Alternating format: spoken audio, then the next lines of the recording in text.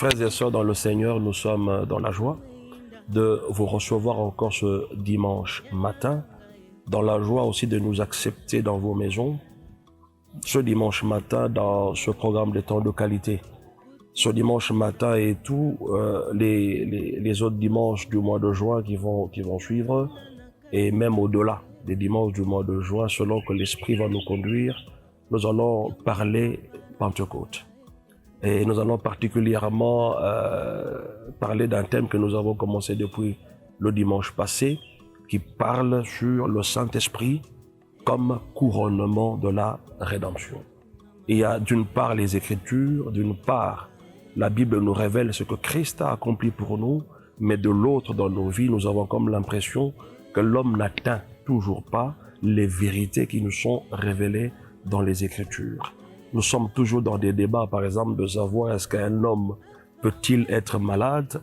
La majorité des chrétiens diront oui, il est normal que nous tombions malades. Mais lorsque vous lisez la parole de Dieu, la Bible déclare que Jésus a pris nos maladies. Et donc, s'il a pris nos maladies, sommes-nous restés encore avec une maladie? Non. Donc, aucune maladie ne peut être notre partage. Ça, c'est ce qui nous est révélé au travers de l'œuvre de la croix. Mais maintenant, il faut le vivre. Pour le vivre, donc, nous avons besoin du Saint-Esprit. Sans la plénitude du Saint-Esprit, nous allons demeurer dans les théories de ce que la Bible nous révèle et dans ce que la Bible écrit. Mais le vivre d'une manière concrète, ça, c'est l'œuvre du Saint-Esprit dans l'homme. C'est ainsi que nous disons que le Saint-Esprit dans l'homme, c'est le couronnement de la rédemption, c'est-à-dire l'accomplissement ou la perfection de quelque chose. Sans le Saint-Esprit dans l'homme, nous restons dans la théorie. Sans le Saint-Esprit dans l'homme, nous restons dans la position spirituelle. Et nous ne vivrons jamais ces réalités d'une manière pratique. Et donc nous devons comprendre que la plénitude du Saint-Esprit, être rempli du Saint-Esprit, c'est la bénédiction. La Pentecôte donc, c'est la bénédiction. Ce n'est pas une fête d'un certain mois de l'année que nous sommes en train de célébrer ici au mois de juin, mais c'est la bénédiction de Dieu pour l'Église, voyez-vous.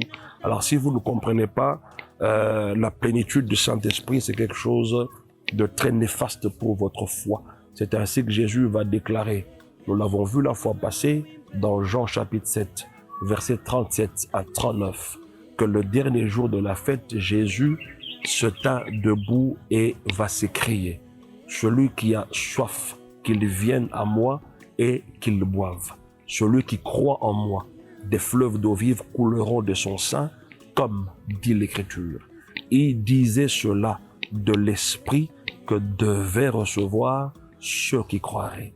Remarquez que ceux qui croiraient, en d'autres termes, toute nouvelle création devrait recevoir le Saint-Esprit, devrait être baptisé de l'Esprit, devrait être rempli du Saint-Esprit.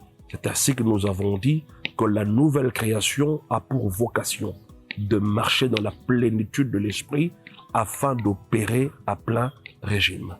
Et que la plénitude de l'Esprit, être rempli du Saint-Esprit, la Pentecôte, cette vie-là de la Pentecôte, c'est la Seigneurie de Jésus à un niveau beaucoup plus pratique. Mais si vous n'avez pas la plénitude, la Seigneurie de Jésus ne sera pas pratique dans votre vie.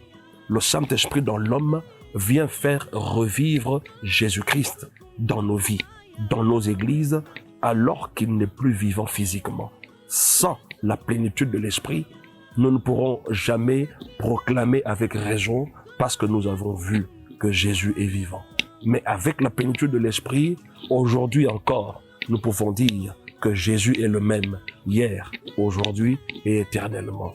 Avec la plénitude de l'Esprit, nous pouvons encore dire que Jésus est vivant. Vous savez, il y a beaucoup de gens qui disent que Jésus est vivant comme un slogan, mais ils ne vivent pas cette présence manifeste de Jésus-Christ dans leur vie, simplement parce qu'ils n'ont pas compris ce que c'est que la plénitude du Saint-Esprit. Donc l'avènement du Saint-Esprit, la Pentecôte, signifie la Seigneurie de Jésus à un niveau plus pratique. Donc, la nouvelle création a pour vocation de vivre dans la plénitude du Saint-Esprit afin d'opérer à plein régime. Et nous étions en train de dire la fois passée que la volonté de Dieu est que chacun de ses enfants vive entièrement et sans cesse sous la direction du Saint-Esprit en étant rempli de lui. Tout enfant de Dieu devrait vivre sans cesse sous la direction du Saint-Esprit. Et nous avons vu le verset de Psaume qui nous disait que ceux qui marchent ainsi dans les sentiers du Seigneur, ils trouvent ces sentiers dans leur cœur, tout tracés. Et lorsqu'ils empruntent ces voies, les voies que le Saint-Esprit a initiées, sur cette voie-là, même s'ils traversent des sentiers qui sont tout secs, on prend l'exemple de Baca dans ce texte-là, on dit qu'ils vont transformer cet endroit en un lieu plein de sources. Vous êtes une personne qui peut transformer la mort en la vie. Là où les gens ne réussissaient pas, lorsque vous arrivez là, la vie va entrer à cet endroit-là, parce que vous marchez par l'Esprit. Et ceux qui marchent par l'Esprit augmentent leur force au fur et à mesure qu'ils empruntent les voies de l'Esprit. Donc cette volonté de Dieu demeure. C'est que chacun de ses enfants doit être sans cesse conduit par l'Esprit. Et nous l'avons insisté depuis la fois passée, qu'il y a une chose qui fait défaut dans la vie chrétienne d'aujourd'hui. Nous faisons tout. Nous jeûnons. Nous passons par des délivrances à outrance. Nous allons sur des montagnes. Nous passons par toutes ces pratiques dont on nous enseigne, au travers desquelles nous aboutirons à la délivrance. Nous passons par des cures d'âme, ceci ou cela. Mais très peu de chrétiens et très peu de prédicateurs ont pris à cœur d'enseigner à l'Église comment marcher par l'Esprit. Marcher par l'Esprit, c'est marcher dans la volonté même de Dieu. Marcher par l'Esprit, c'est marcher sur les sentiers de la paix, les sentiers de la justice. Être rempli de l'Esprit et marcher par l'Esprit, c'est ce qui fait que dans votre milieu de vie, il y aura peu de problèmes. Dans votre assemblée, il y aura peu de problèmes. Si problème il y a de division, d'impudicité, de mauvais caractère, c'est simplement parce qu'il y a un vide en vous. Vous n'êtes pas rempli du Saint-Esprit. Et du fait que vous n'êtes pas rempli du Saint-Esprit, vous donnez accès à la chair de travailler comme elle veut. Mais au fur et à mesure que vous êtes rempli du Saint-Esprit, de moins en moins, la chair va travailler au sein de nos églises. Tous les problèmes qu'on a, même nous les prédicateurs, tout ce que vous voyez comme scandale, c'est lié justement au fait que même les prédicateurs ne sont pas remplis du Saint-Esprit. Si nous sommes véritablement remplis du Saint-Esprit, il y aura malgré tout des scandales. Il y aura malgré tout des choses qu'on dira contre nous, mais après vérification, on ne nous retrouvera jamais dans ce qui est dit. Et nous aurons toujours raison parce que nous sommes remplis du Saint-Esprit. Donc l'Église d'aujourd'hui doit comprendre cet aspect de choses, la plénitude dans le Saint-Esprit. Oui, courez derrière toutes les délivrances que vous voulez, mais aussi longtemps que vous ne marcherez pas par l'Esprit, sachez-le, vous reviendrez encore et encore à des délivrances multiples. Ça, c'est la finalité même, la marche par l'Esprit. Alors, quand vous lisez Jean, le chapitre 21, le verset 18, il nous est dit quelque chose de très important. Certes, on parle de la mort dont vous allez mourir Pierre, mais de cette illustration que Jésus nous donne, nous allons retirer quelque chose d'intéressant en ce qui concerne la marche spirituelle. Jean 21, je lis le verset 18. En vérité, je te le dis, quand tu étais plus jeune, tu te saignais toi-même et tu allais où tu voulais. Mais quand tu seras vieux, tu étendras tes mains et un autre te ceindra et te mènera où tu ne voudras pas.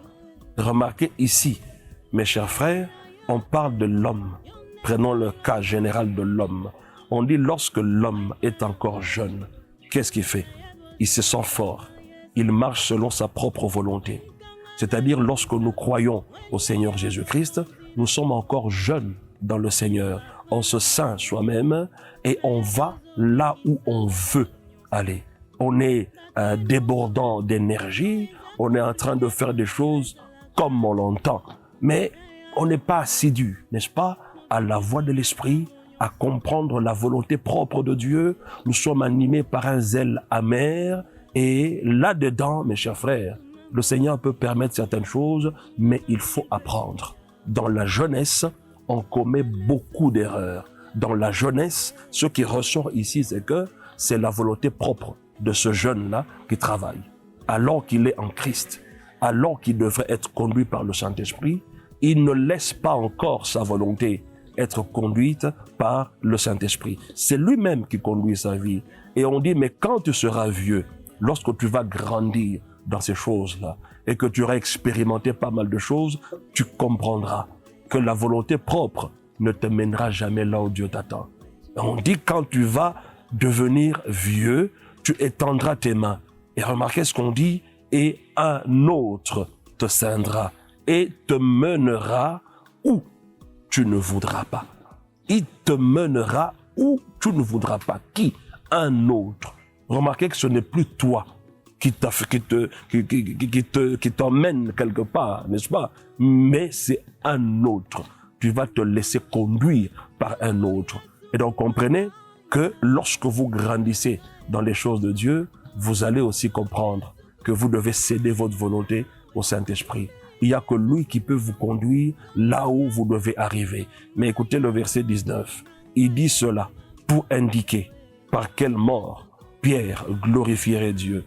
Et ayant ainsi parlé, il lui dit, « Suis-moi. » Quel type de mort glorifie Dieu? On en parle ici. C'est la mort du vieil homme. Lorsque la chair cède et que la vie de l'esprit commence à couler en abondance et que votre volonté se soumet à la volonté de l'esprit. Donc vous êtes mort complètement au péché et vous commencez à marcher selon la volonté du Saint-Esprit. C'est cette mort-là qui va glorifier le Seigneur dans votre vie. Et donc chaque enfant de Dieu devrait être conduit par l'Esprit, être soumis à l'Esprit. Il est quasiment impossible, mes chers frères, de vivre et de travailler comme Dieu le désire sans être rempli du Saint-Esprit. C'est quasiment impossible. Sans la plénitude de l'Esprit, l'homme fera des choses que selon sa volonté. Or, la volonté de l'homme n'accomplit pas les choses de Dieu. C'est la volonté de Dieu dans l'homme qui accomplit les choses de Dieu. Ainsi donc, mes chers frères, en voyant les signes qui caractérisent la vie spirituelle des chrétiens d'aujourd'hui, cela prouve à suffisance que la plénitude du Saint-Esprit fait défaut. Ça, c'est vraiment une carence. Remarquez comment les chrétiens s'entretuent entre eux. Remarquez comment nous, les serviteurs de Dieu, nous nous combattons les uns contre les autres. Il y a un qui passe à la télé, affirme des faits, et tout de suite après, c'est un autre qui va dans la place publique, qui cherche à contredire l'autre. Et mais écoutez, mes chers prédicateurs, mais les païens nous observent. Ils regardent comment est-ce que nous nous comportons, et c'est ce qui prouve qu'à plusieurs moments de notre vie, nous ne sommes pas remplis du Saint-Esprit. Nous voulons toujours répondre lorsqu'on nous attaque. Alors que Jésus nous a dit, si quelqu'un vous frappe sur une joue, donnez-lui l'autre. Vous n'allez pas répliquer, même si vous êtes critiqué, même si on dit faussement des choses contre vous. Jésus, qui était rempli du Saint-Esprit, n'avait jamais répondu. Voyez-vous? Mais nous voulons toujours répondre. Nous voulons toujours avoir la raison de notre côté. Nous voulons tirer le drap de notre côté. Alors que Jésus était insulté, Jésus était bafoué, on a craché sur lui, mais il n'a répondu à personne, mes chers frères. Regardez comment l'Église s'entre-déchire. Le problème, c'est que oui, vous êtes enfant de Dieu, mais vous n'êtes pas rempli du Saint-Esprit. C'est la chair qui continue à travailler. Lisez Galates chapitre 5 et vous allez voir les œuvres de la chair. C'est ce qui se passe aujourd'hui dans l'Église. Mais pour vaincre cela, qu'est-ce qu'il faut? Je crois que c'est un texte intéressant qui n'était pas prévu pour la séance d'aujourd'hui, que nous allons quand même voir, la Galates, le chapitre 5, le verset 16. Il est écrit ceci. Je dis donc, marchez selon l'esprit et vous n'accomplirez pas les désirs de la chair. Marchez selon l'esprit et vous n'accomplirez pas les désirs de la chair. Quelle est la condition pour que les œuvres de la chair ne soient plus notre partage? C'est que nous devons comprendre la marche par l'esprit et nous devons marcher par l'esprit. Remarquez, on dit marcher selon l'esprit. C'est un impératif. Sans cet impératif-là, alors les désirs de la chair, nous allons continuer à les manifester. Le verset 17 dit, « Car la chair a des désirs contraires à ceux de l'esprit, et l'esprit en a de contraires à ceux de la chair. Ils sont opposés entre eux, afin que vous ne fassiez point ce que vous voudriez. » Est-ce que vous comprenez ça? Vous avez du mal à réaliser ce que vous voulez réellement, au plus profond de votre cœur, comme l'apôtre Paul le déclare dans Romains, que j'ai envie de faire le bien. Je prends plaisir à la loi de Dieu selon l'homme intérieur. Mais je me rends compte que dans mes membres, il y a une loi qui vient s'opposer à la loi de mon entendement. Vous n'arrivez pas à réaliser ce que vous voulez à cause de la chair. Mais combien de gens enseignent-ils sur la marche par l'esprit? On a tout enseigné. Comment avoir un mariage équilibré, comment ceci, cela. Mais vous voulez avoir un mariage équilibré sans composer avec le Saint-Esprit. C'est difficile. Et en ce moment-là, qu'est-ce que vous mettez au devant pour réguler votre mariage? C'est la chair. On vous dira, femme, il faut être comme ça. Monsieur, il faut être comme ceci. Mais tout ce que vous demandez à l'homme et à la femme d'avoir et de manifester pour que le mariage soit équilibré, mais ça devrait être le fruit de l'esprit. Si le fruit de l'esprit est à l'œuvre dans vos vies, vous allez voir que même les mariages seront équilibrés. Il n'y aura pas de divorce. Revenons aux Écritures, mes chers frères. La Bible continue, verset 18. Si vous êtes conduits par l'esprit, vous n'êtes point sous la loi. Or, les œuvres de la chair sont manifestes. Ce sont l'impudicité, l'impureté, la dissolution, l'idolâtrie, la magie, les inimitiés, les querelles, les jalousies, les animosités, les disputes, les divisions, les sectes, l'envie, l'ivrognerie, les excès de table et les choses semblables. Mais tout ce que nous citons ici, mais c'est ce qui se passe dans nos églises. Et les gens se plaignent de ça. Mais revenez au verset 18. Je dis donc, marchez par l'esprit, marchez selon l'esprit, et vous n'accomplirez pas les désirs de la chair. Et le verset 21 nous dit l'envie, l'ivrognerie, les excès de table et les choses semblables. Je vous dis d'avance, comme je l'ai déjà dit, que ceux qui commettent de telles choses n'hériteront point le royaume de Dieu. La Bible est claire. Le verset 22.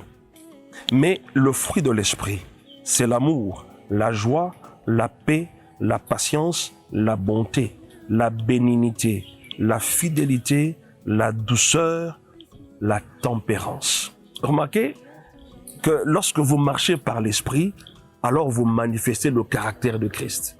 Lisez très bien le dernier verset, le verset 22. C'est le caractère de Christ. Lorsque vous marchez par l'esprit. Et en marchant ainsi, si toute l'Église pouvait comprendre cela, vous allez voir que nous serons les hommes les plus modèles qui soient dans la société.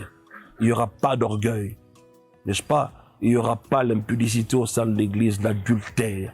Il n'y aura pas autant de scandales au sein de l'Église. La carence, c'est quoi? Ce n'est pas que les gens prient moins. Ce n'est pas que les gens n'aiment pas le Seigneur. Mais le problème, c'est que nous ne sommes pas remplis du Saint-Esprit. Et à la place, ce sont les œuvres de la chair qui se mettent à travailler. Et donc, en voyant les signes qui caractérisent la vie spirituelle des chrétiens d'aujourd'hui, vous serez d'accord avec moi que nous avons une crise. Laquelle? La carence de la plénitude dans le Saint-Esprit. Alors, il y a deux manières de comprendre la vie chrétienne. Il y a des gens qui, jusqu'à présent, qui ne comprennent les choses de l'Esprit que selon ce que l'Ancien Testament nous montre. N'est-ce pas? Ils ne comprennent pas que la dispensation de l'Ancienne Alliance et celle d'aujourd'hui, c'est deux choses différentes. Il y a deux approches.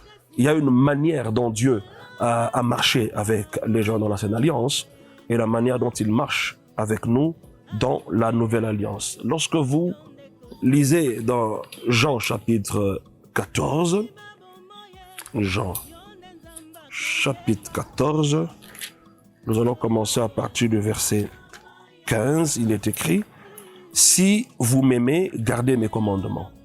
Et moi, je prierai le Père et il vous donnera un autre consolateur, afin qu'il demeure éternellement avec vous.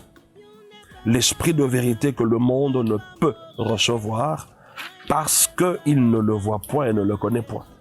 Mais vous, vous le connaissez, car il demeure avec vous et il sera en vous. Ici, il y a deux dispensations différentes. La dispensation dans laquelle Jésus était avec ses disciples s'appelle Dieu parmi les hommes. Emmanuel donc, Dieu parmi les hommes. Pourquoi? Parce que Jésus seul avait toute la plénitude. Il dit ceci, que le monde ne le connaît pas, mais vous, vous le connaissez, car il demeure avec vous. N'est-ce pas?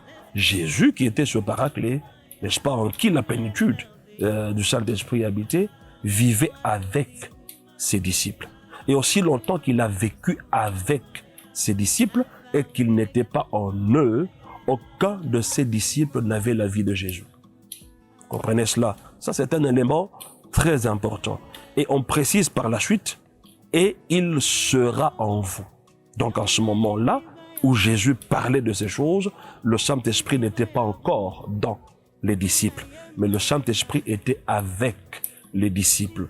Et en tant que tel, c'est Dieu parmi les hommes, Dieu avec les hommes. Ça, c'est lorsque Jésus était physiquement sous la terre. Avant que Jésus ne vienne, le Saint-Esprit venait momentanément, qualifiant un individu afin qu'il réalise le but divin, et juste après, le Saint-Esprit se retirait et la personne restait ordinaire. Mais avec nous, la dernière partie dont on dit là-bas, et il sera en vous. C'est notre partie à nous. La divinité dans l'homme, le Saint-Esprit dans l'homme. Lorsque le Saint-Esprit vient habiter dans l'homme, alors nous acquérons la nature même de Dieu, la vie même de Dieu. Et nous sommes nés de surcroît de nouveau. Nous sommes devenus enfants de Dieu. Et tous ceux qui ont vécu avant, et il sera en vous. Tous ceux qui ont vécu avant cette dispensation, aucun d'eux n'était un enfant de Dieu. Le verset 18 dit, « Je ne vous laisserai pas orphelin, je viendrai à vous. Encore un peu de temps, et le monde ne me verra plus.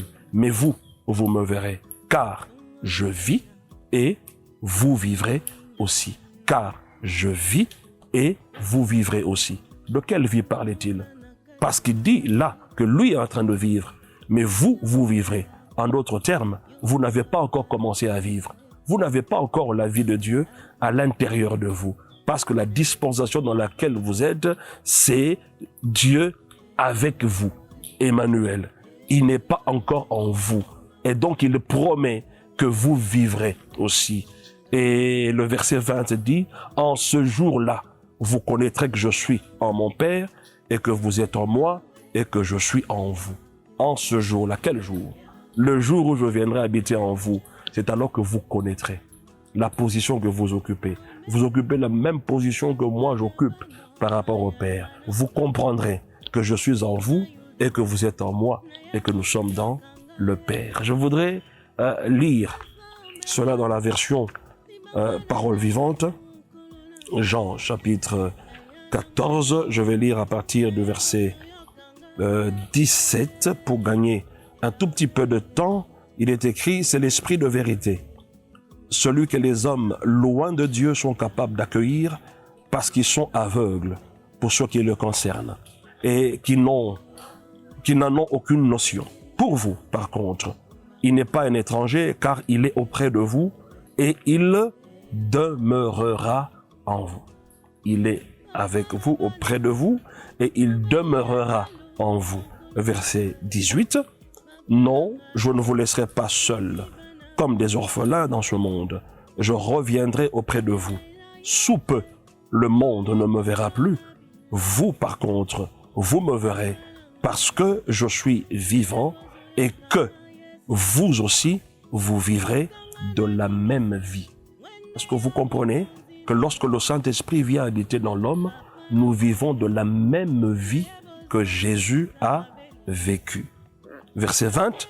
Quand ce jour viendra, vous reconnaîtrez clairement que je suis inséparable de mon Père, vivant dans une communion intime avec lui.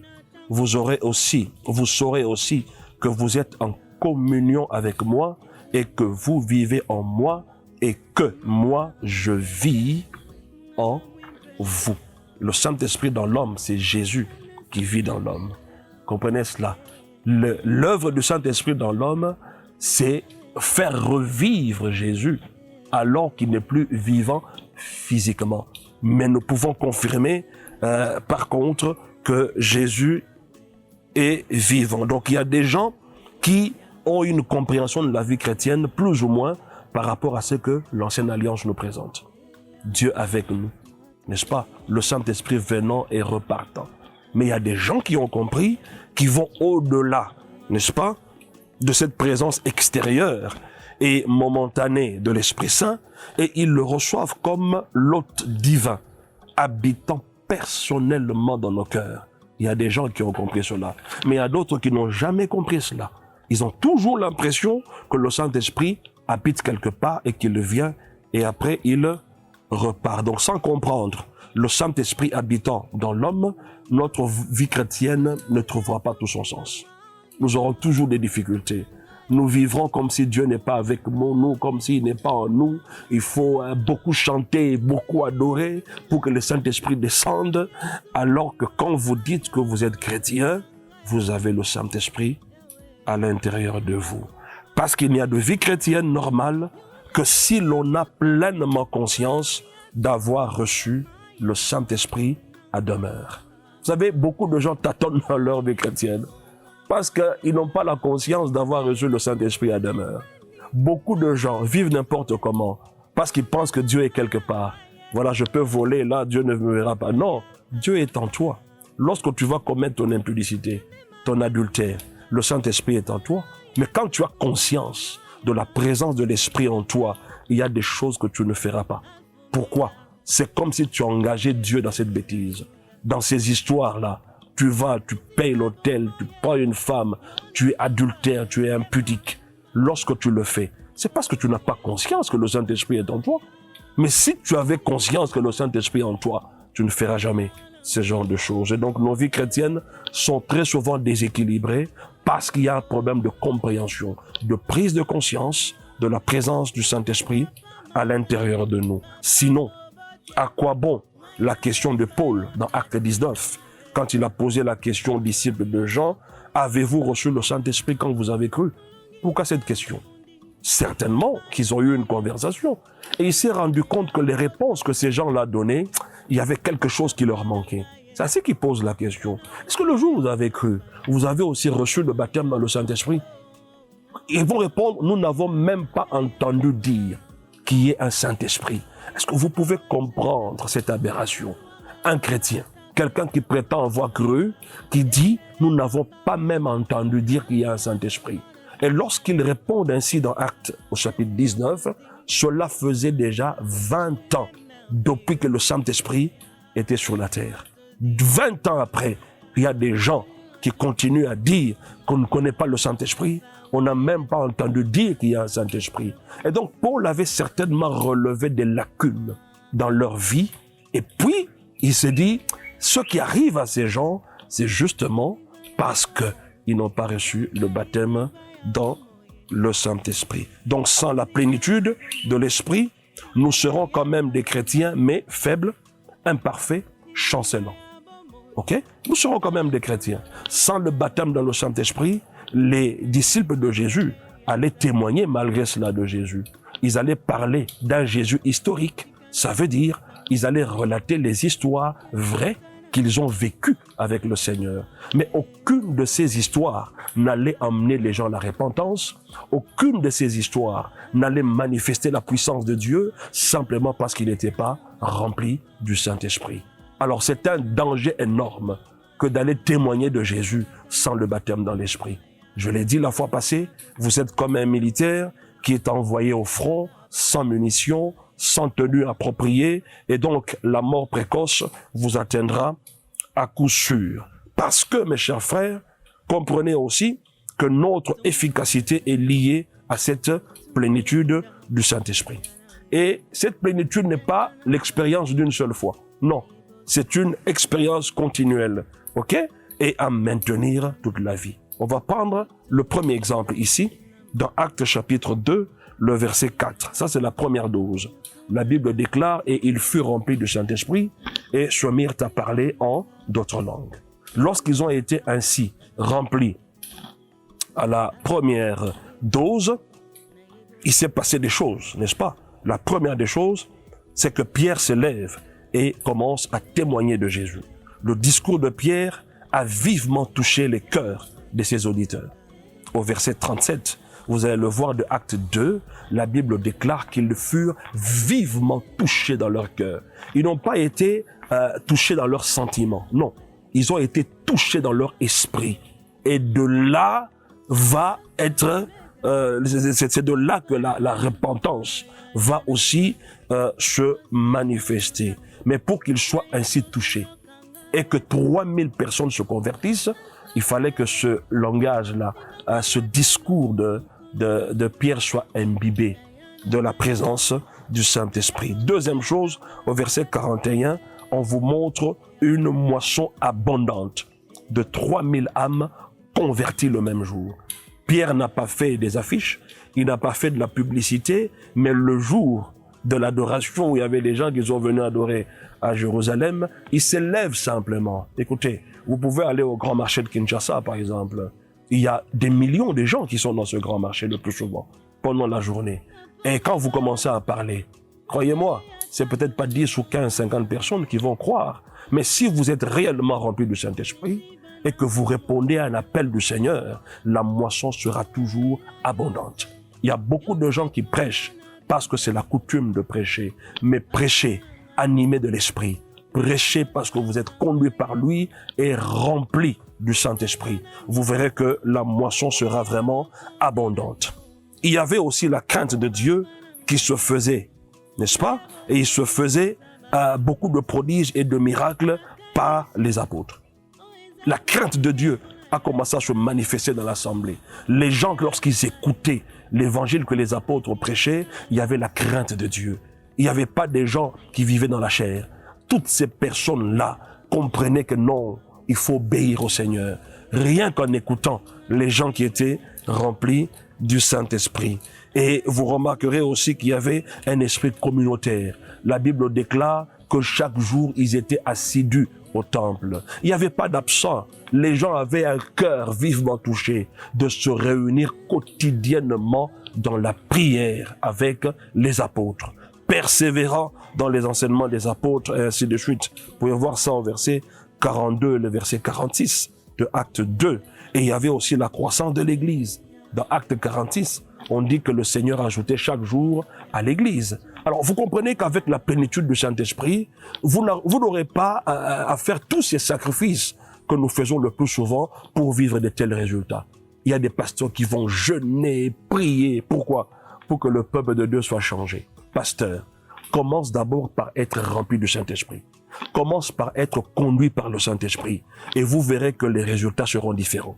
Vous parlerez à des gens avec facilité et l'impact sera réel. Ça ne sera pas des choses que vous allez forcer. Parce que vous-même, vous êtes transformé. Parce que vous-même, vous avez la vie de Dieu et les choses seront plus faciles à l'égard des autres. Nous allons voir la deuxième dose dans Actes chapitre 4, lorsqu'il y a eu la persécution. Les apôtres vont prier au Seigneur. Ils vont faire une demande au Seigneur. Alors, notre préoccupation ici, c'est de savoir comment est-ce que le Seigneur a répondu à leur requête. Actes chapitre 4, je commence à partir du verset 27 jusqu'au verset 31. Il est écrit: en effet, contre ton saint serviteur Jésus, que tu as oint, Hérode et Ponce Pilate se sont ligués dans cette ville avec les nations et avec les peuples d'Israël, pour faire tout ce que ta main et ton conseil avaient arrêté d'avance. Et maintenant, Seigneur, vois leurs menaces et donne à tes serviteurs, 1, d'annoncer la parole avec une pleine assurance. 2, en étendant ta main pour qu'il se fasse des guérisons, des miracles et des prodiges, par le nom de ton saint serviteur Jésus. Écoutez maintenant au verset 31. Quand ils eurent prié ainsi, le lieu où ils étaient assemblés trembla. Ils furent remplis de l'Esprit Saint et ils annonçaient la parole de Dieu avec assurance. Il y avait une menace, n'est-ce pas, qui planait sur la vie des apôtres et des disciples. Ils vont demander au Seigneur le secours. Mais Écoutez bien, quelle a été la demande des apôtres et quelle a été la réponse de Dieu? Leur demande était, donne à tes serviteurs d'annoncer la parole avec une pleine assurance, en étendant ta main pour qu'il se fasse des guérisons, des miracles et des prodiges. Et la réponse vient au verset 31 qui dit, Dieu répond à cette prière en les remplissant du Saint-Esprit. Est-ce que vous pouvez comprendre cela? D'aucuns pouvaient s'attendre à une réponse quelconque, n'est-ce pas? Que le Seigneur disperse les ennemis, voilà, que lui-même descende, parce que le plus souvent c'est la prière que nous faisons. Dieu descend toi-même, disperse nos ennemis, et ainsi de suite.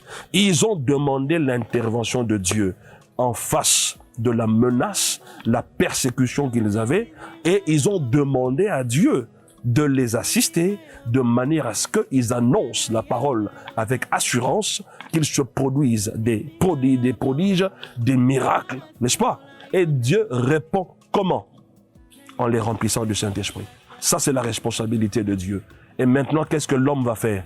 L'homme doit se servir de cette plénitude de l'Esprit afin qu'il se produise des miracles, des signes et des prodiges. L'homme doit se servir de cette plénitude du Saint-Esprit afin de faire face à toutes ces menaces qui peuvent venir de partout. Alors, véritablement, la plénitude du Saint-Esprit vient répondre à tous ces besoins pour lesquels nous courons à gauche et à droite. Parce que Jésus, au travers de la rédemption, a accompli ce qu'il fallait. Et le Saint-Esprit vient faire de la rédemption une expérience réelle et pratique. Si vous voulez vivre les beautés de la rédemption, comprenez l'œuvre du Saint-Esprit dans l'homme. Et vous verrez aussi que réellement ce que Jésus a accompli, ce ne sont pas des fables, ce ne sont pas des légendes, mais ce sont des vérités qui le plus souvent nous échappent parce que nous n'avons pas compris l'œuvre du Saint-Esprit dans l'homme. Le couronnement de la rédemption, c'est le Saint-Esprit dans l'homme. Que le Seigneur vous bénisse pour votre fidélité, pour avoir écouté ce message. Que la paix du Seigneur soit votre partage et que le Saint-Esprit vous aide à comprendre ces choses et à les mettre en pratique de telle manière que vous puissiez vivre le couronnement de la rédemption dans votre vie. Que Dieu vous bénisse abondamment et fixons-nous rendez-vous à la session prochaine.